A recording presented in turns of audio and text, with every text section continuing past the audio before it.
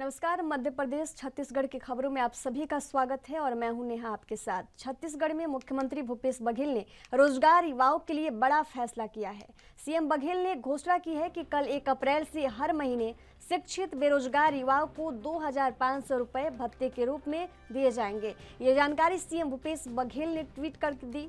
CM Baghel ने tweet कर लिखा कि हमारा हाथ युवाओं के साथ।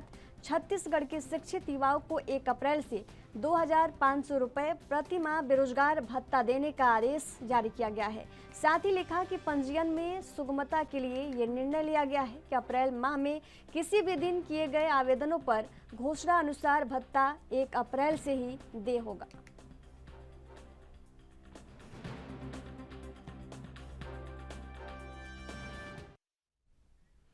मुख्यमंत्री भूपेश बघेल ने आज अपने निवास कार्यालय में आयोजित कार्यक्रम में छत्तीसगढ़ का पहला डिजिटल रेडियो स्टेशन रेडियो संगवारी को लॉन्च किया। उन्होंने इस मौके पर रेडियो संगवारी के संस्थापक तथा संचालक सहित पूरे टीम को छत्तीसगढ़ की कला और संस्कृति को व्यापक प्रचार प्रसार की दिशा में एक बेहतर प्रयास बताते हुए बधाई और शुभकामनाएं दी। सीएम भूपेश बघेल ने कहा कि रेडियो संगवारी के माध्यम से छत्तीसगढ़ी लोक कला, लोक संस्कृति और गीत संगीत को आम लोगों तक डिजिटल रेडियो स्टेशन के माध्यम से पहुंचाने के लिए रेडियो संगवारी की स्थापना की गई है।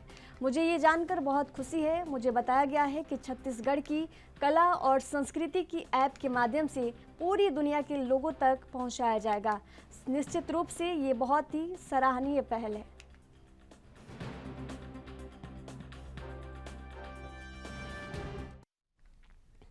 जगदलपुर बस्तर में आज पीसीसी अध्यक्ष मोहन मार्कम ने राजीव भवन में प्रेस वार्ता की। इस दौरान उन्होंने केंद्र की मोदी सरकार पर आरोप लगाए। उन्होंने कहा कि मोदी सरकार में भ्रष्टाचार के खिलाफ आवाज उठाना गुनाह हो गया है।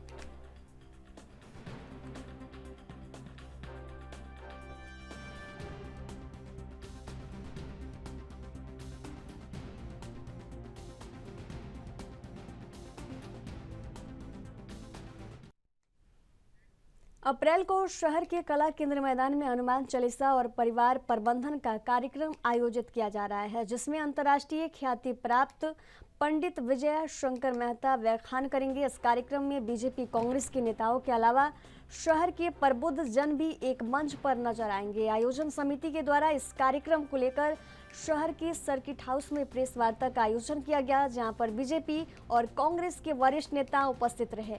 पूर्व राज्यसभा सांसद रामविचार नेताम ने प्रेस वार्ता को संबोधित करते हुए बताया कि पंडित विजय शंकर मेहता 1 अप्रैल को दुर्ग अंबिकापुर एक्सप्रेस में अंबिकापुर रेलवे स्टेशन पहुंचेंगे। आगमन के दौरान रेलवे स्टेशन पर शहर के प्रबुद्ध नागरिकों द्वारा उनका भव्य स्वागत किया जाएगा। हम सब के लिए बहुत ही एक सौभाग्य की बात है कि संभाग मुख्यालय अंबिकापुर माँ महामाया की पवित्र नगरी में 1 अप्रैल को पंडित विजय शंकर मेहता जी का मेरे हनुमान और परिवार प्रबंधन को लेकर के उनका व्याख्यान होना है। और पंडित विजय शंकर मेहता जी ऐसे व्यक्तित्व हैं जो देश ही नहीं बल्कि दुनिया में उनकी इसमें ख्याति है, और उनका यहाँ पे कार्यक्रम होना ही अपने आप में बहुत बड़ी बात है। और हम सभी दलगत भावना से ऊपर उठ करके उसका राजनांदगांव नगर निगम में आज वर्ष 2023-24 के लिए बजट महापौर हेमा देशमुख ने पेश किया। वही बजट सत्र में हंगामे से भरा रहा, जहां विपक्ष में बैठी बीजेपी के पार्षद दल ने शहर के मध्य स्थित ऐतिहासिक बूढ़ा सागर तालाब सौंदर्यीकरण के मुद्दे को उठाया और दोषियों पर एफआईआर की मांग की। वही बजट को लेकर महापौर हेमा देशमुख ने कहा कि ये पहली बार हुआ है कि नगरीय निकाय के बजट में उद्योग लगाने की बात आई है। वही निगम के नेता प्रतिपक्ष किशुन यदु ने महापौर के आरोप का जवाब देते हुए कहा कि अगर चर्चा में भाग नहीं लेना रहता तो बीजेपी पार्षद आते ही क्यों, उनका आरोप निराधार है।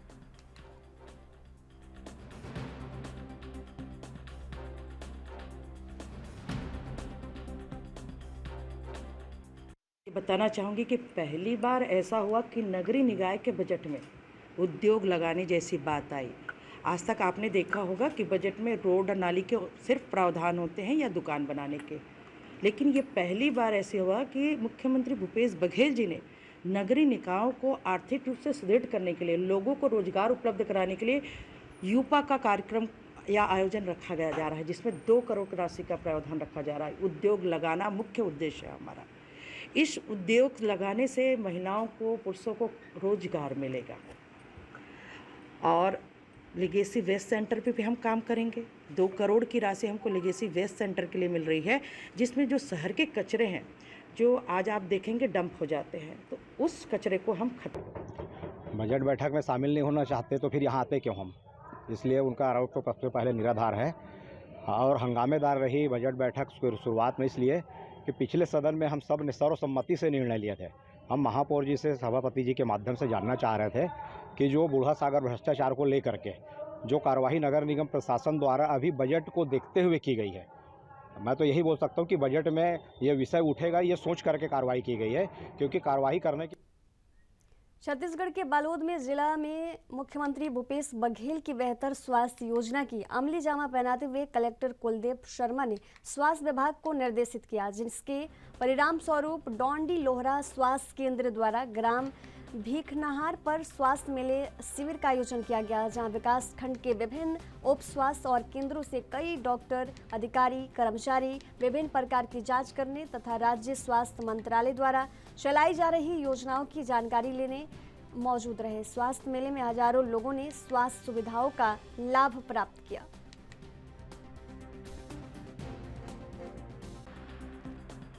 एक्चुअली क्या है कि शासन के द्वारा निर्देशित किया गया था कि सारे विकासखंड में विकासखंड स्तरीय स्वास्थ्य मेला आयोजित किया जाए, जिसमें शासन की जितने भी स्वास्थ्य संबंधी सेवा योजना है उनका प्रचार प्रसार और प्लस सेवा प्रदायगी एक ही मंच से दिया जाए और इसका प्रचार प्रसार किया जाए ताकि अधिक से अधिक लोगों को इसका लाभ मिल सके।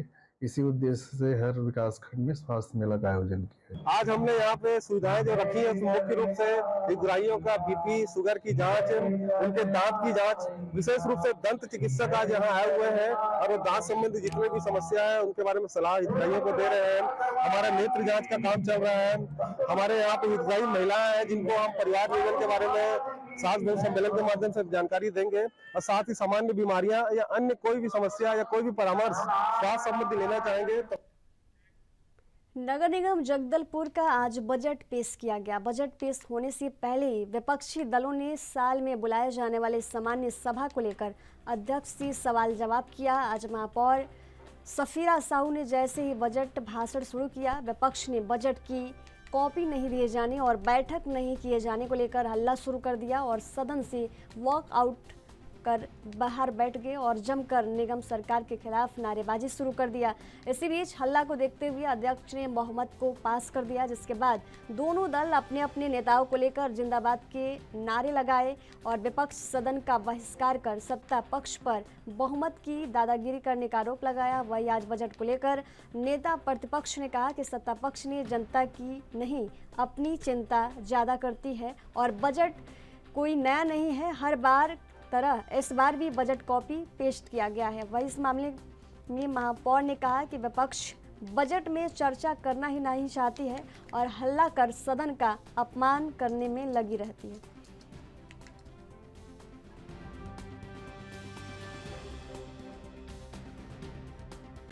कांग्रेस पार्टी जिस प्रकार से गुंडागर्दी कर रही है सफीरा साहू के नेतृत्व में, 5 महीने बाद सामान्य सभा और 5 महीने बाद एमआईसी करना, छत्तीसगढ़ नहीं बल्कि मैं दावे के साथ कह सकता हूं कि पूरे भारत में, पूरे देश में इतनी भ्रष्ट नगर निगम जगदलपुर को छोड़ के कहीं हो नहीं सकता। मैं आपके माध्यम से भूपेश बघेल जी को और शिव डहरिया जी को ये बताना चाहता हूं कि जिस प्रकार की गुंडागर्दी ये कर रहे हैं, आज पब्लिक के नुमाइंदे हैं और उन्हीं के साथ जिस प्रकार से जनता के साथ धोखा कर रहे हैं, जनता सहेगी नहीं। ये सुरसा टाइप का जो अपना भ्रष्टाचार बढ़ा रहे हैं, तो ये जनता बहुत जल्दी हनुमान जी के रूप में अवतरित होकर सूक्ष्म रूप दूर करके इनको पीछे कर देगी। और भाजपा पार्षद दल आज बजट भाषण में बहस कर। देखिए, मैं तो सभी के सर्वसहमति से बजट को पढ़ के सुनाने के बाद पास करवाना चाहती थी, लेकिन विपक्ष कहीं ना कहीं नहीं चाहता है कि शहर विकास हो उनकी हमेशा मतलब कहना चाहिए कि सिर्फ पक्ष जो अभी सत्ता पक्ष में जो हमारा नगर निगम में सरकार है उसके खिलाफ उन लोग बयानबाजी करते हैं, लेकिन अगर वाकई वो शहर का विकास चाहते थे तो उनको बैठकर शांतिपूर्वक सुनना था और उस पर चर्चा भी करना था। हम लोग सब तैयार थे उसके लिए। दादागिरी की बात पर आरोप लगाया है कि सत्ता में दादागिरी बहुमत। देखिए, दादागिरी तब होती यदि हम लोगों ने कोई शुरुआत किया होता। पहले उन लोगों ने हमारे पार्षदों को थोड़ा सा भड़काने का जो प्रयास किया, हमारे प्रभारी मंत्री और सांसद जी के खिलाफ में जो बात की, कहीं ना कहीं वो बहुत गलत था। और राजनीति की बात में सबसे पहले उन लोगों ने तो अध्यक्ष और महापौर के बीच में लड़ने और भिड़ने वाली बात कही, तो कहीं ना कहीं वो अंग्रेजों की राजनीति को वापस ला रहे हैं और उन लोग फुट डालकर राजनीति करने का प्रयास कर रहे हैं। लेकिन वो पुलिस अधीक्षक दिव्यांग पटेल के आदेश पर जिले के अस्थायी वारंटी के गिरफ्तारी हेतु विशेष अभियान चलाया गया। आपको बता दें कि 29 मार्च को डीएसपी सतीश भार्गव के पर्यवेक्षण में थाना मारदापाल द्वारा 10 साल पुरानी मॉडल के अस्थायी वारंटी को गिरफ्तार कर जेल भेजा गया।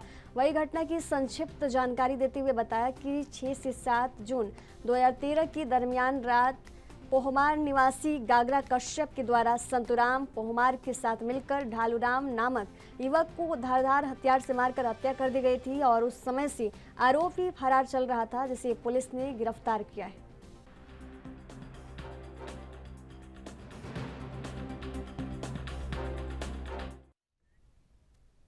छत्तीसगढ़ के रायपुर से खबर है, जहां नगर निगम की सभा जोरदार हंगामा हुआ। इस दौरान महापौर को माला पहनाकर विरोध जताया गया। आपको बता दें कि नेता प्रतिपक्ष हितानंद अग्रवाल की अगुवाई में बीजेपी पार्षद दल ने विरोध जताया और महापौर को निष्क्रिय बताकर नारेबाजी की।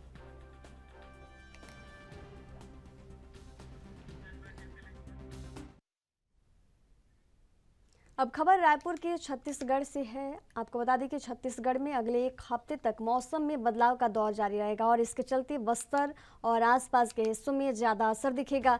मौसम को लेकर मौसम वैज्ञानिक संजय बैरागी ने क्या कुछ कहा, सुनिए।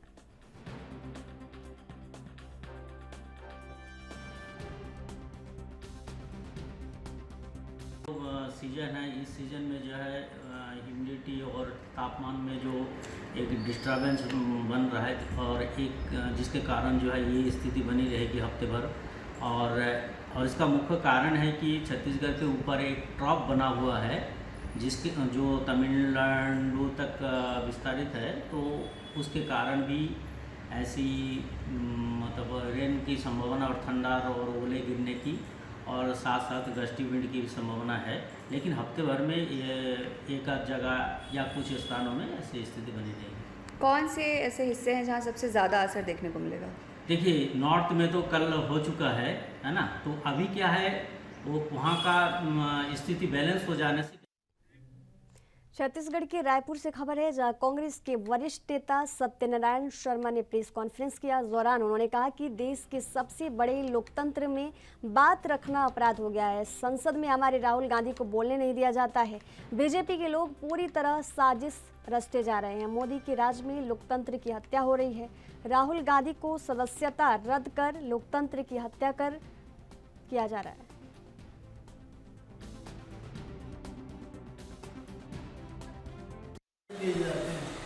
चार बार के सांसद राहुल गांधी जी जब संसद में अपनी बात कहना चाहते हैं उनको बोलने नहीं दिया जाता, उनका माइक बंद कर दिया जाता है। इस तरह से विपक्ष की आवाज को दबाने के लिए भारतीय जनता पार्टी पूरी ताकत के साथ, उसकी सरकार और भारतीय जनता पार्टी के लोग, उनके मंत्रीगण पूरी ताकत के साथ षड्यंत्र करने में लगी हुई है। खड़गे साहब जब अपनी बात कहते हैं, राहुल गांधी जी अपनी बात कहते हैं, तो उनके बयान को काट दिया जाता है, उनके बयान को। मुख्यमंत्री शिवराज सिंह चौहान आज इंदौर पहुंचे। यहाँ उन्होंने घायलों और उनके परिजनों से मुलाकात की। उनके साथ गृह मंत्री नरोत्तम मिश्रा भी मौजूद रहे। आपको बता दें कि इंदौर के बलेश्वर महादेव झूलेलाल मंदिर हादसे में अब तक 36 लोगों की जान चली गई है। 20 से ज़्यादा लोगों का अभी इलाज जारी है। आपको बता दें कि गुरुवार को रामनवमी पर यहाँ पूजा की जा रही थी। हवन शुरू हुआ था। मंदिर परिसर के अंदर बावड़ी की गड्ढर फर्शी से बनी छत पर 60 से ज़्यादा लोग बैठे थे, तभी स्लैब भरभरा कर गिर गया। सारे लोग 60 फीट गहरी बावड़ी में जा गिरे। यह मंदिर करीब 60 साल पुराना है।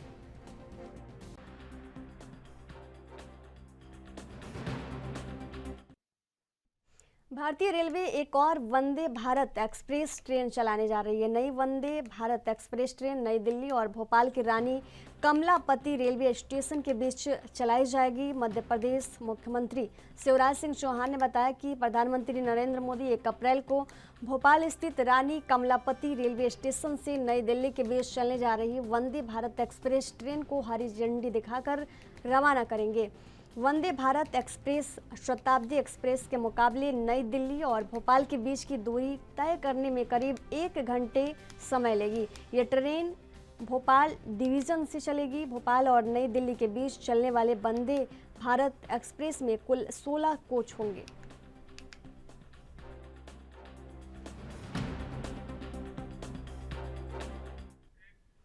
वहीं इंदौर में हुए हादसे को लेकर कैबिनेट मंत्री तुलसीराम सिलावट ने प्रतिक्रिया दी। उन्होंने कहा कि इस मामले में समीक्षा के बाद कार्रवाई की जाएगी। यह इंदौर के लिए बड़ी दुखद घटना है, ये चिंता का विषय है। मेरे पास कोई शब्द नहीं है कि इसमें व्यक्त करूं। इस संकट की घड़ी में मध्य प्रदेश की सरकार, मुख्यमंत्री स्वयं पल पल की नज़र रखे हुए हैं। उस जो 35 लोग हमसे चले गए हैं, पूरी सरकार उनके साथ खड़ी है।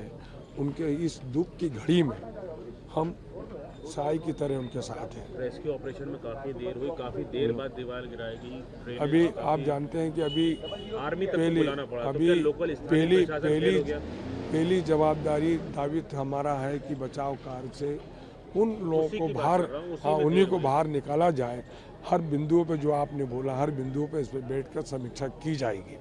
तो समीक्षा के बाद कार्रवाई होगी? बिल्कुल कार्रवाई की जाएगी। इससे दुखद घटना को क्या हो सकती है, इसके बाद भी हम कार्रवाई तो हमको करनी है। निर्माण पर भी सवालिया निशान उठ रहे हैं। नगर निगम कई बार नोटिस दे चुका है। मैं कह रहा हूँ ना कि हर एक बिंदु पर हम कार्रवाई करेंगे।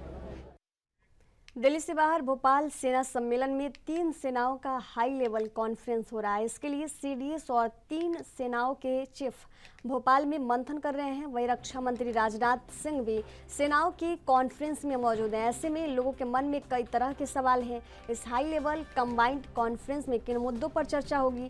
पीएम नरेंद्र मोदी भी 1 अप्रैल को इसमें हिस्सा लेने पहुंच रहे हैं। भोपाल के कुशाभाऊ ठाकरे हॉल में सेना के कमांडर्स के साथ पीएम मोदी बात करेंगे। इस कॉन्फ्रेंस की थीम रेडी, रिसजेट और रेलेवेंट है। इन तीनों विषय पर गुरुवार से विमर्श शुरू हो चुका है। 1 अप्रैल तक अलग अलग सेशन में राष्ट्रीय सुरक्षा मुद्दा पर सेना के चीफ चर्चा करेंगे। कयास लगाए जा रहे हैं कि इस बैठक में फ्यूचर वॉर ब्लूप्रिंट भी तैयार होगा। इसके साथ ही अग्निवीर योजना की समीक्षा की जाएगी। कई पुरानी चीज़ों का पुनरीक्षण और उसकी प्रासंगिकता पर चर्चा की जाएगी।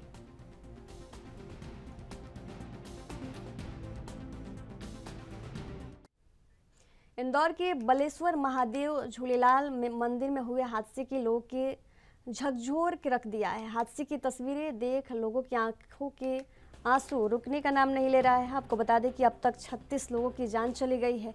20 से ज़्यादा लोगों का अभी इलाज चल रहा है। बावड़ी की दीवारें और स्लैब तोड़ी जा रही है। प्रशासन की कई टीमें रेस्क्यू ऑपरेशन में शामिल रहे। वहीं इस हादसे पर केंद्रीय मंत्री सिंधिया ने दुख जताया है।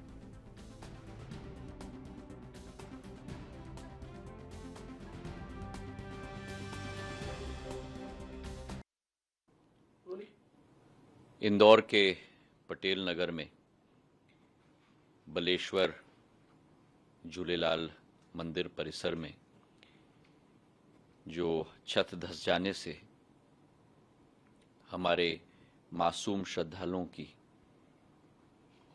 मौत हुई है, उस पर मेरी गहरी दिल की संवेदनाएं और श्रद्धांजलि उन सभी परिजनों के प्रति। यही कामना करता हूं कि भगवान उनकी आत्मा को शांति दें, उनके दरबार में उन्हें स्थान दें, और जो करीब 13-15 लोग अभी भी घायल हैं जल्द से जल्द स्वस्थ हों और दोबारा अपनी ज़िंदगी व्यतीत करने के लिए पूर्ण सक्षमता के साथ दोबारा बाहर निकल पाएं। ये हमारे प्रिय शहर इंदौर के लिए एक बड़ी दुखद घटना रही है और मेरे मन के गहराइयों से मैं संवेदनाएं सभी परिजनों को व्यक्त करना चाहता हूं। केंद्रीय मंत्री सिंधिया ने कहा कि इंदौर के इतिहास के लिए आज एक और महत्वपूर्ण दिवस है। आज से हफ्ते में 3 दिन इंदौर से शारजाह की फ्लाइट शुरू हो रही है। 2013-14 में इंदौर सिर्फ 6 शहरों के साथ जुड़ा हुआ था और आज इंदौर 24 शहरों से जुड़ जाएगा। साथ ही उन्होंने क्या कुछ कहा, सुनिए। आज एक और महत्वपूर्ण दिवस इंदौर के इतिहास के लिए रहा है। हमारा इंदौर केवल प्रदेश का गौरव नहीं, लेकिन देश का गौरव है। एक प्राचीन शहर, एक ऐतिहासिक शहर, देवी अहिल्याबाई की नगरी, जिसने केवल मध्य प्रदेश का मान सम्मान और प्रतिष्ठा नहीं, लेकिन देश का मान सम्मान और प्रतिष्ठा बढ़ाया है। हमारी सदैव कोशिश रही है कि इंदौर की विकास, इंदौर की प्रगति में सदैव योगदान रहे। इंदौर ने अभी पिछले कई माह में कई अंतर्राष्ट्रीय इवेंट्स को आयोजित किए हैं। G20 का कार्यक्रम इंदौर में आयोजित किया गया, प्रवासी भारतीय दिवस इंदौर में आयोजित किया गया, ग्लोबल इन्वेस्टर्स मीट इंदौर में आयोजित किया गया। और उस प्रवासी भारतीय दिवस पर जब मैं वहाँ स्वयं मुख्यमंत्री जी के साथ उपस्थित था, तो उस कार्यक्रम में जब हमसे मांग रखी गई कि इंदौर को दुबई के साथ जोड़ा गया है, लेकिन दूसरे खाड़ी देशों के शहरों के साथ भी इंदौर को जोड़ा जाए, तो उसी समय विचार विमर्श करके हमने ये घोषणा प्रवासी भारतीय दिवस के कार्यक्रम में किया था कि आने वाले महीनों में इंदौर को हम मध्य प्रदेश छत्तीसगढ़ की खबरों के सफर में फिलहाल दीजिए जाने की इजाजत। देखते रहिए NB न्यूज़। नमस्कार।